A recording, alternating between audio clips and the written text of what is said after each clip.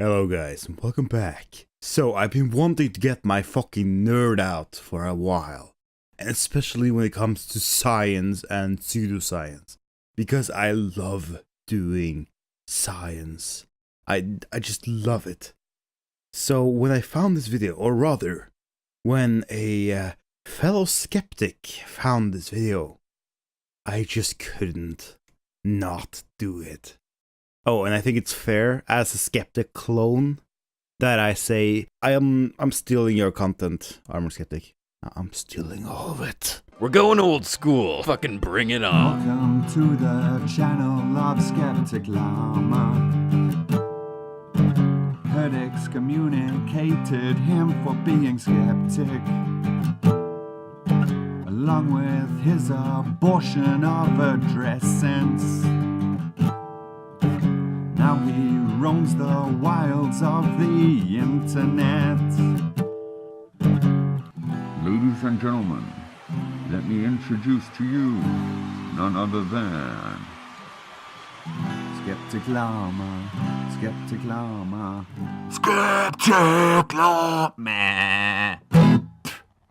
If there's one example of our own ingratitude and how audacious we are as a species, as a culture, it's atheism. Ooh, we got a fight on our hands. Oh shit, that's a punch to the scrot, dude. So I thought I'd just take a moment to prove to you, beyond the shadow of a doubt, that God exists. Here's the key. Hey look, he found the key. We can finally open that bus door. The universe. Ah, that's a shitty key. Okay. We're sitting next to a thing that is infinite. Actually, based on what we know so far, the universe can't really be infinite. There is a limited amount of energy and material in the universe. And based on the fact that the universe is expanding, growing, there will be a scattering of this energy and material. And when the scattering becomes bigger and bigger, things will become more disjunct. We will have more nothing in the universe. You're gonna go on later to explain that there must be a different world and blah blah blah. I'm just laying the base ground here now. Based on what we see and what we have observed and what our science and physics currently tell us, there is no way for the universe to be infinite. Now, does this mean that the universe can't be infinite? Well, maybe it is. Maybe our science is currently wrong. But as of right now, per science, it can't be infinite. At least not in the way that you want it to be. But let's, as a thought experiment, continue on with this so we can have some fun, yeah. That is a thing that is unfathomable. That's just a little gift sitting next to you. And for you to sit there and go, not impressed. Yeah, maybe it's infinite, or maybe we're in some little pocket universe that has finite edges.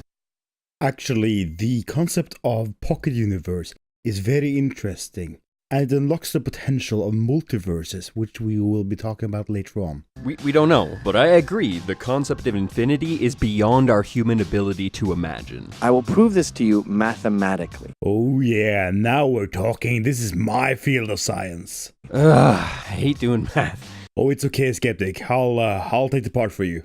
I love math and I will do this science. Let's start very simply with a coin. All right, you're flipping a coin. Yep, we're talking about a 1 in 2 chance, yes? What, man? You flip a coin.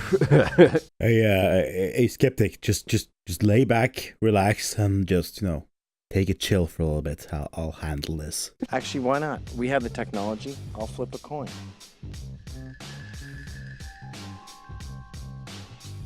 Oh yeah, you go rub that dick while you're down. Oh, wait, what? I've got it here.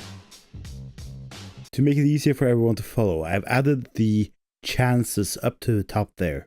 It's not that hard, but I've added them just so you guys can see and follow my thought process here. It's set to tails. I got a head. I got a tail. I got a tail. I got a tail. I got a tail. I got a tail. I got a tail. I got a tail. I got a tail. I got a tail. I got a tail. I got a tail. This is sort of a... I'm not flipping it well enough. I got a head. Yup, that stuff happens. You see, it doesn't go head, tail, head, tail, head, tail, head, tail. No, if it had gone head, tails, head, tails, head, tails, it would be predictable, and it would, contradict the whole fucking point of it being random. And as I'm sure someone will notice this and actually mention this shit, a coin flip isn't fully random 50-50% chance.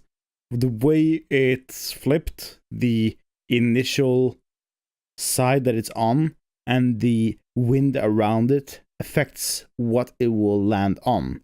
It will make it more likely for it to land on a side compared to the other side. And there's also a chance it will land on neither of them. It will land with its side up and stay that way. There's a small chance that will happen. But we're, for the sake of math, considering a 50-50% chance. There's going to be times I'm probably going to get 13 tails in a row. And here's the math for how likely that is to happen. Okay guys, so I got a small program here to show you guys just the rough estimates of chances. So right now what we have is a little estimate of time per flip. 4 seconds per flip should be manageable. And we have how many flips in a row you want to reach. So he wanted 20, but we're starting with 1 now, just for the sake of explanation. Time per flip is going to be used to see how long time it would take to do this if you sat down flipping coins all night. First of all, we see that if you want to get only heads once, you only want to land on heads, and as soon as you land on heads, it's fine.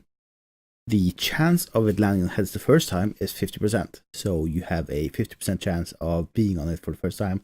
It would take you 4 seconds. Next time, since you didn't get it the first time, there's now a cumulative 75% chance that you, at this point, would have had it. And so forth, so forth, so forth. That keeps going until we reach 99.99% chance over here at 26 flips. At that point, you should have gotten it. What we're interested in, though, is the 50% mark, the point where it gets more likely that you've had the result you wanted than the result not, appearing yet. And that's where we will take the time. So let's turn it up to 4 in a row. As you see, our graph will show that we have a 0% chance, and it also shows here the first few flips. That's because it takes into account the fact that you can't have 4 in a row before you reach the 4th throw. It would be kind of hard to have 4 in a row before that, since you haven't thrown enough. So we see there that the 50% mark is about 14 throws in. At around 14 throws, you have a roughly 50-50 chance of having gotten 4 in a row. Now, let's turn this up to, 13? That's what he said, right? And we see that it will take a long time. So let's start expanding. Okay. So at around 5,000 flips, this is 5 hours and 33 minutes into the experiment. Yeah. We have 45%. So we can go further in this. Let's go for 6,000. Let's see what happens then. There we go, 6,000. Okay, so we see we're past 50%. Let's scroll up and see where 50% ended up. So 50% is about 5,690 flips. Now, if I go all night long doing that, there's going to be some kooky ones in there, isn't there? There's going to be one where I get heads 21 times. Actually, getting 21 tails or heads in a row is quite unlikely. I'll jump you guys over to a recording and show you guys how unlikely that is. So he said 20. He wanted to see how long it would take to get 20, right? He said that if he flips coins for a night, he will get the weird ones that are 20, right? Okay, so let's have a look here. Go to 20 in a row. Okay, this is let's go back down to our 6,000. It's around.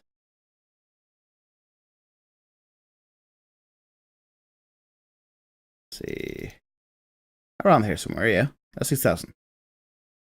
So when we reach 6,000 here, we're only at 0.5% chance. Yeah. I'm going to go to about, let's see, about 100,000. 100,000 flips, and then we'll see what happens.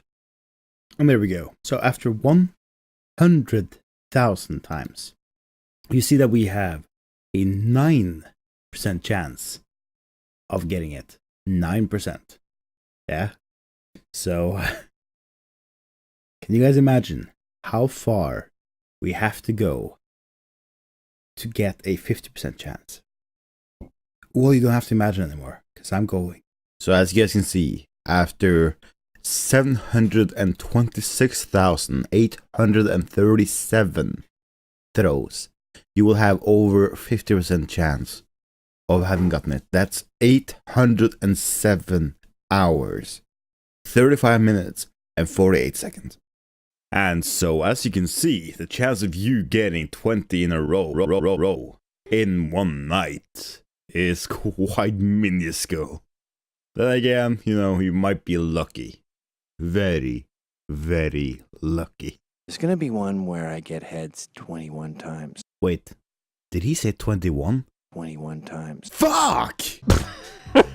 You were high when you wrote this bit, weren't you? Admit it. There's going to be one where I get heads 21 times. Yes. How does this prove God? Oh, I think I know this one, Armored. It's because since it lands on the same one for so long, that means that the algorithm, if you want, that produces the number or the heads or tails is lazy, and therefore that means it has to be created by God. That's how it works, right? If we were to keep doing that for infinity, we would get an infinite number of possibilities. That's how people define infinity. No, it's not, dude. Yes, there are an infinite number of possibilities. And based on the fact that there's an infinite amount of possibilities, we can have some real fun here, guys. Say we switch those to binary numbers, right? 1, 1, 0, 1, 1, 1.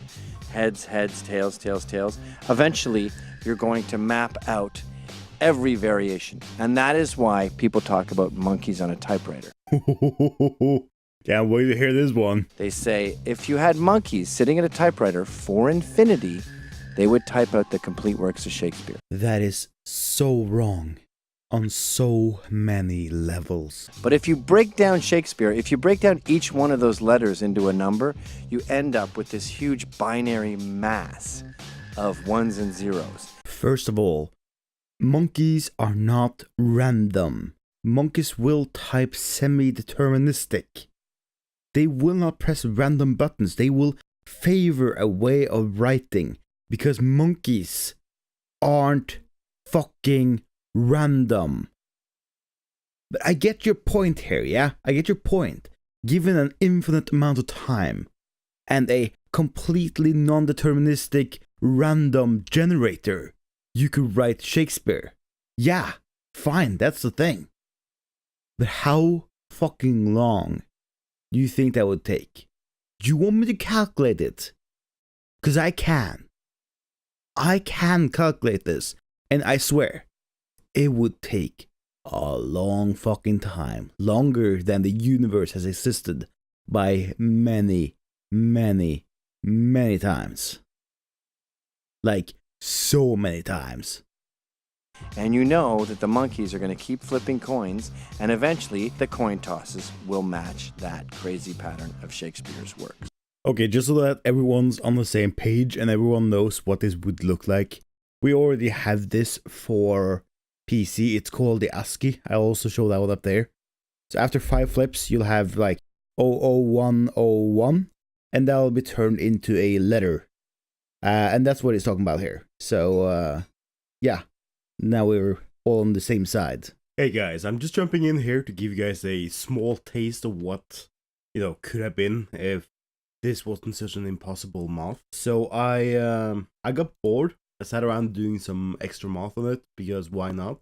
Shakespeare has written 884,421 words in total. So if you were to write this at a pace of 4.8 letters per second, and you would write constantly with no fails ever, and no breaks, no anything, you would have to write for 163 hours straight. Now, imagine a 64-bit letter thing. That's all the small characters, all the big characters, and some special letters in addition to it, and then rounded up to fit into a 64-bit system. In a 64-bit system, if you were to write 5 letters correct, 5 letters, with the random system going on, and you want those 5 letters to be the 5 first letters of the first book that you're gonna write, that would take you 4 years, 11 months, 28 days, 14 hours, 39 minutes, and 59 seconds to make 5 letters correct. The 5 first letters of his book, his first book. And my atheist father is to blame for getting this in my head, because he said, look, I mean, we know there's going to be life in outer space because there's an infinite number of possibilities. So there's an infinite chance that there'll be life, which means there'll be life. So it's got to be out there. It's statistically inevitable. Okay, so either your representation of your father is an idiot, or your father's just a big fucking idiot. I think the point you're trying to make here is that it's not statistically unlikely for life to evolve over the time that it has. But that has nothing to do with infinite possibilities, because the world isn't infinite to our knowledge. Maybe he didn't see it this way. Maybe he saw the world as an infinite space, an infinite material, an infinite energy.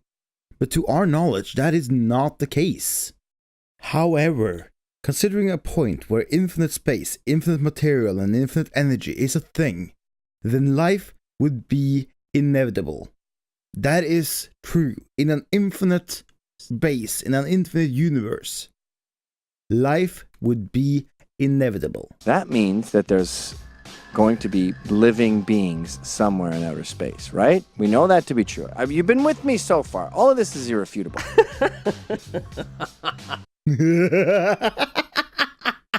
Irrefutable. Oh yeah, definitely irrefutable. I can't, I just love this video. It's such a shame that I have to skip so much of it. Well, we can both be happy that I don't have a time limit on this shit.